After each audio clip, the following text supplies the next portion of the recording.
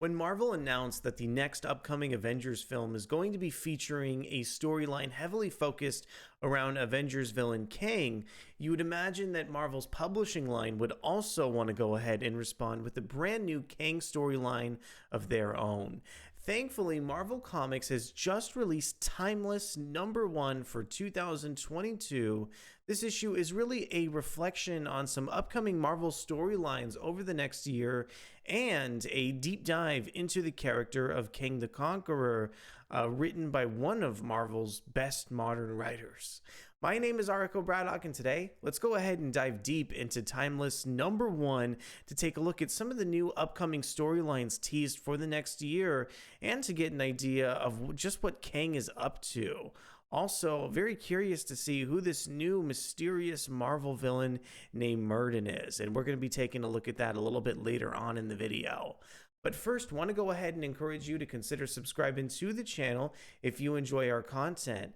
And if you like what you see here, why not go ahead and hit that like button? Next up, I want to go ahead and introduce some of the context behind this new Timeless #1 with Marvel's solicitation text for the issue. The last battle of Kang the Conqueror, tyrant of the timeline, master of endless legions, warrior and conqueror without compare. Kang is in search of the one thing he cannot have, but he is not the only one after the missing moments, and Kang soon finds himself in a new position, on the run across the events of the Marvel Universe's future. And I want to go ahead and introduce our creative team for this new Timeless #1. This one is written by Jed MacKay. We have art from Greg Land, Jay Leisten, Zircher and Salvador Larroca. The colors are from Frank D'Armata. We have letters from VC's Ariana Maher, and we also have a cover from Kael Ngu that I'm going to go ahead and show off right now. Here's a look at the beautiful cover from Kael Ngu that's really kind of reflecting on all of these important moments in Marvel continuity that the publisher is teasing throughout this issue. And let's start things off by just taking a look at some of the art in this issue. So I do have to say, from an artistic standpoint, this Timeless issue is very strong of a letdown, unfortunately. Now, this is mainly because there are so many artists on the title, and the colors in particular from Frank D'Armata do look a little bit flat. Also, I was kind of taken a little bit aback by how similar some of the artists look with each other. I don't think they were quite able to flesh out all of the kind of characterization behind Kang the Conqueror in this issue, especially in the portions that were drawn by artist Greg Land. I'm able to tell that some of Land's faces just look so similar, from page to page, which is just a little bit disappointing. Salvador Larroca's art, which was a little bit later in the issue as well, just has some very odd facial work and really kind of left me wanting some of the energy that Kev Walker brought from the previous Timeless one-shot. I did enjoy some of Zircher's work in the issue. In particular, I think Zircher has kind of a better handle on this over-rendered style than maybe some of the other artists in the issue. Thankfully, from a scripting perspective, I was really taken aback by this new Timeless one-shot. I really think that the kind of characterization for Kang the Conqueror in this Timeless issue was just as strong as it was last time. There's so much wonderful narration written by Jed MacKay that is just so fascinating, for Kang and for this character. I really did like kind of the nods to, Fall of X that we potentially see in this book. We have a couple references to Marvel's current Dark Web crossover and, a couple surprises as well in the issue. A strong kind of crux of the storyline is about Kang seeking the missing moment. At one point, Kang ceases to be Kang in Marvel's timeline and takes on the role of immortus. So Kang is looking to see if, that is the context behind the missing moment, or what that missing moment potentially is. So what that concept is not revealed in this issue, but it does seem like we get a little bit closer to figuring out what indeed that missing moment is towards the end of this particular issue.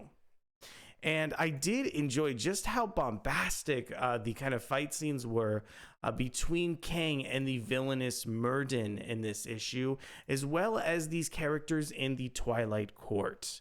Watching Kang have to go up against so many different characters on so many different levels really kind of brought out an interesting side to his character that you don't usually see. And despite the fact that I'm not the biggest fan of Kang, I was actually rooting for him in some certain moments, because these new characters like the Twilight Court are a little bit hard to get behind, and you've had so much narration between Kang in the previous one-shot and this one-shot that you can't help feeling some sort of empathy for him, despite the fact that he's such a bad person, which is just kind of a hilarious concept to go ahead and get behind.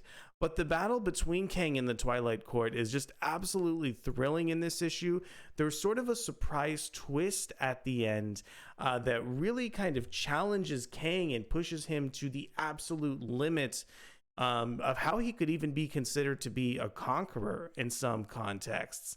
And, when the last couple pages of the issue kind of reveal the future of where Marvel's upcoming Avengers project could be heading, I got very, very intrigued. Marvel has a really kind of solid touch point to launch the Avengers off on. I'm kind of hoping, and I'm speculating at this point, that this next Avengers title may be written by Jed MacKay, since he wrote the previous Timeless one-shot, this Timeless one-shot, and there's so much buildup to the next Avengers run in this story.